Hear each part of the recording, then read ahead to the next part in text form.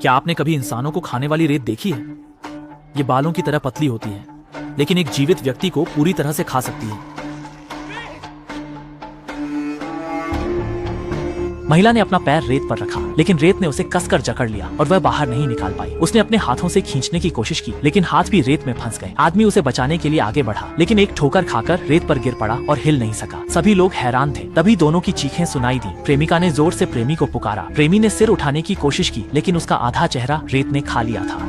भीड़ भी पहले ही डर से स्तब्ध हो गई थी और वे केवल अपनी आंखों के सामने अपने दो दोस्तों को रेत में डूबते हुए देख सकते थे। बस कल रात यहाँ हंसी खुशी का माहौल था। एक समूह युवा यहाँ पार्टी कर रहे थे। दो आदमी न जाने कहां से एक बड़ा मांस का गोला ले आए और उसे आग पर भूनने लगे। सुबह महिला धुंधली आंखों से जागी, लेकिन उसने देखा कि समुद्र तट पर लोग गायब हो गए हैं। केवल कपड़ों का ढेर बचा है। तभी एक छोटी चिड़िया समुद्र तट पर खाना ढूंढ रही थी। अचानक ऐसा लगा जैसे उसे कुछ पकड़ लिया हो। महिला ने यह दृश्य अपनी आंखों से देखा। चिड़िया को रेत में गायब होते देखा। उसे कुछ गलत लगा और फिर उसने दोस्तों को रेत को न छूने की चेतावनी दी, लेकिन तब तक देर हो चुकी थी और फिर वही दृश्य हुआ जो शुरुआत में था।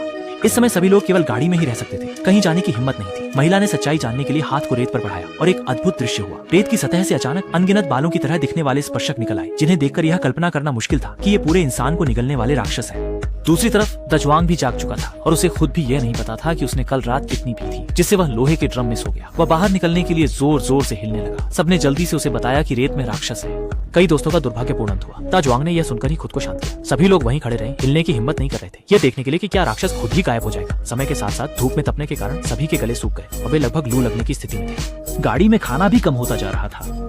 तभी राक्षस ने अचानक गाड़ी पर हमला करना शुरू कर दिया।